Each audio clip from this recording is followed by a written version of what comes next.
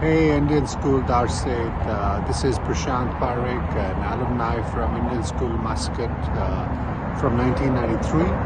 I'm standing near a very impressive building in New York City. It's the Freedom Tower, and it's impressive, it's inspiring, and I'm delighted to talk to also my friend Sheetal Bhatti from my batch.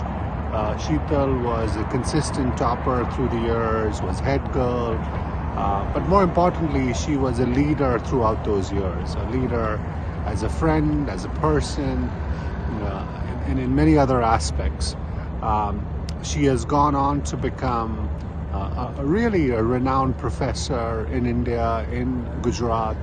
And so, Sheetal, I have three questions for you. Today, how do you view what constitutes a corporate leader? What is corporate leadership all about? My second question is, how can one become a leader in a community? And my third question to you is, if somebody is not regarded as a corporate leader or a community leader, can they still be a leader just as a person? And if so, how? Would love to get your thoughts, Sheetal, and look forward to hearing from you. Hello, Prashant. Thank you very much for inviting me on this wonderful platform where I get an opportunity to interact with the ISM alumni and probably the children who will be watching this video. And yes, we are so grateful, all of us, to Indian School Muscat, because most of our lives are shaped because of our learnings as children, because the primary education does form a very strong and solid foundation for the rest of our career. And thank you again, Prashant, for this wonderful introduction given. You're very gracious. Yes, Indian School Muscat has wonderful memories for me, for sure. Kindergarten till class 12. I passed out in 1993. We were batchmates throughout, except I think in class 11, 12, you took science, I took commerce. So that was another, that time it was a very big, even the principal sir had called my parents to ask why is a topper student taking up commerce and not science, but then that was a choice that I had made.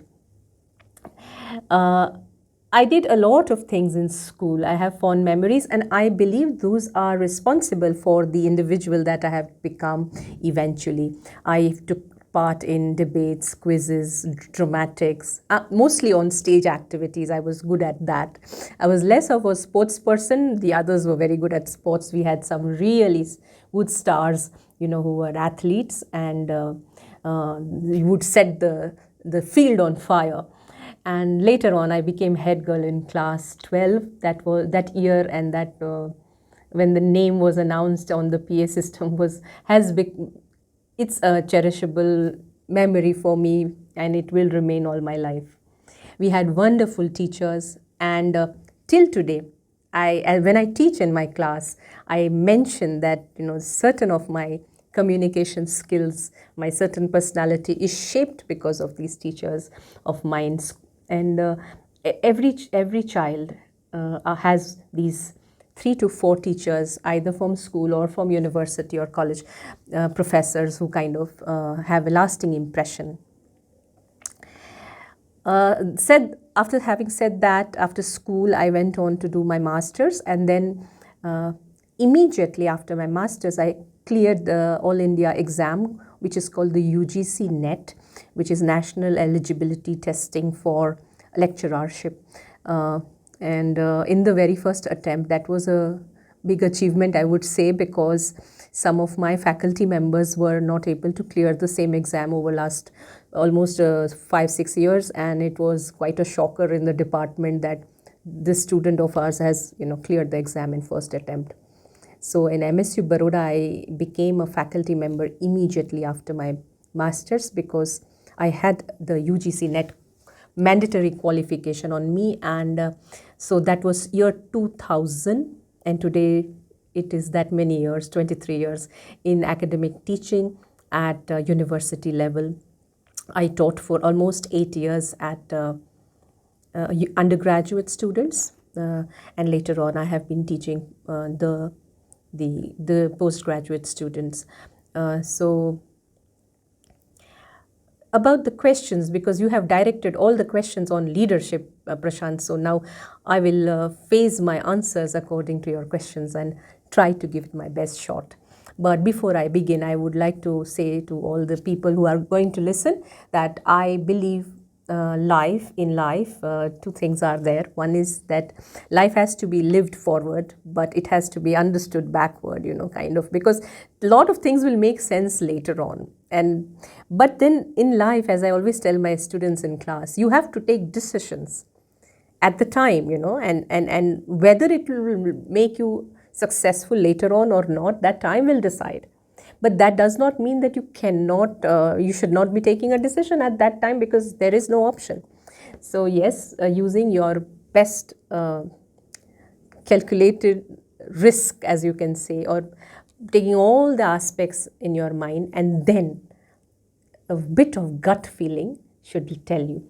I have taken a lot of big decisions in life where I have noted down things in my diary, and to find out the pros and cons before taking the decision. It has helped me. And certain decisions I have taken, major ones, are from absolute gut feeling. That, I listen to myself, and I got people to support me. So both the decisions have been helpful. So what makes a good leader, or what are the characteristics of leadership, especially in corporate? That's your first question. Now, in corporate, I would say there are certain things, because you are looking after an organization, its growth, its trajectory, how it will be moving in the next few years. And for that, the most important thing that a leader should have is an ability to envision the entire future. If not entire, but at least for some years. There has to be some mind, a clarity in mind. And there are some people who can do that. There are some people who are good executors. But for a leader, you need someone more who's not necessarily, may not be an executor, but at least he knows where he wants to take his organization. So that is the first thing. The second thing is that the ability to communicate what you have visioned into simpler terms, so that people around you are able to also adopt your vision, or kind of feel that vision is a part of their vision also. Only then they will be able to contribute in the organization. One more thing is that times are difficult. We are living in a VUCA world, as they say, and in this volatile business world with external factors which are ever changing, one of the most important characteristic of any good leader would be that he or she definitely should be very adaptable. Agility is important. And another thing is leaders should be able to kind of understand people, make sense of things, and give chance to a person to grow beyond the roles that he or she might have been given. So give such platforms and empower people. So having said this, we have many corporate leaders who have proved time and again, and especially the popular ones are the ones who have kind of handled major crises, because those are the case studies, or those are the articles written on, and those are the people who are interviewed. But then in every corporate, you have someone who has done something or the other over the time frame. In my university, at times I do send my students to simpler, smaller businesses and houses and corporates to ask them their stories, and they kind of record it, and then we do the next stage of understanding the leadership qualities. Another question that you have asked me is, how does one become a leader in community? To be a leader in community requires a slightly different kind of, mindset, I feel.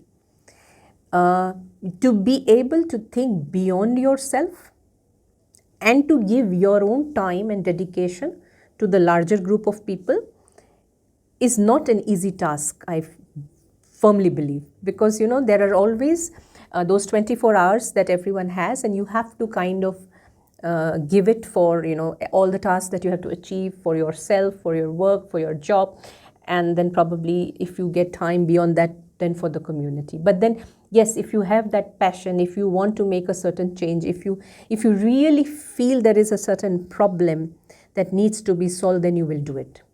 I have seen certain examples. I can quote one or two. I live in Kutch here, and there are certain interior land regions where there is no established school after class 8. And for the female students, it was almost as if you can't study after that.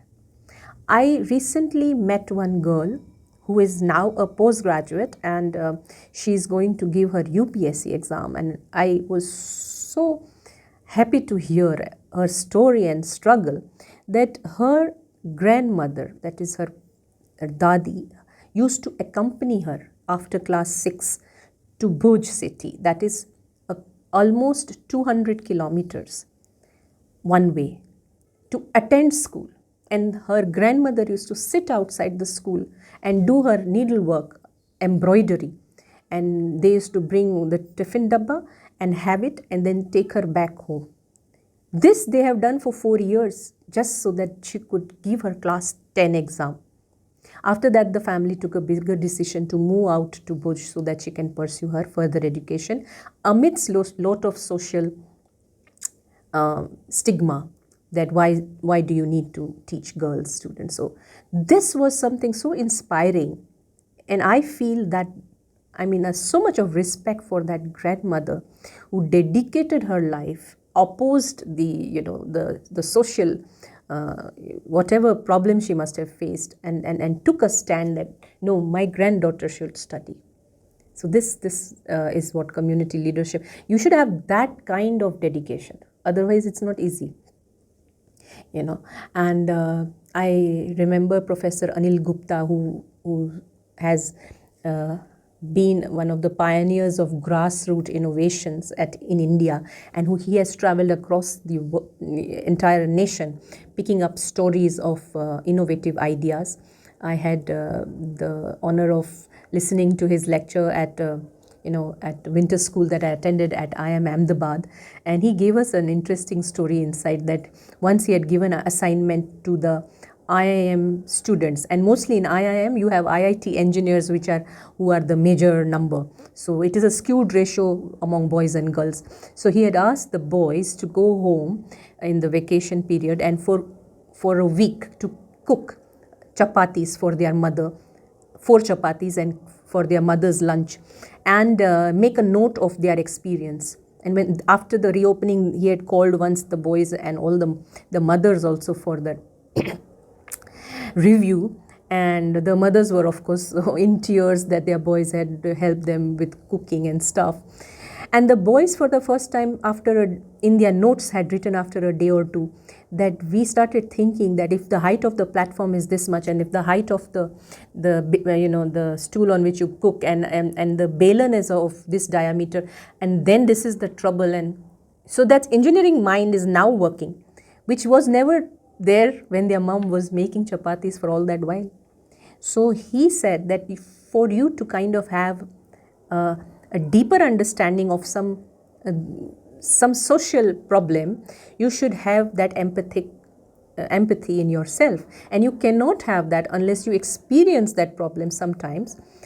Or you can empathize with that. So to prove that, he had made the students experience what their mothers go through during making chapatis. And finally, your one question is that how can you be a leader in personal life? I would say a big yes. And you should. Why not?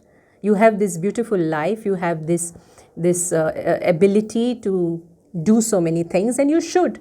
Because in your productive years, if you do not put in the energy to do something, then who will? So all the young people out there, you should try and be a leader in your own right. You should adapt to situations fast. For that, you need that one skill, to be able to adapt to situations. And secondly, if you believe in something very strongly, go ahead and do it. In my own life, there have been challenges, and I have followed gut feeling to go about it. So on this note, wishing you all the very best in your careers and life, and thank you for this wonderful opportunity to interact. I hope some of the ideas may help you. Good luck.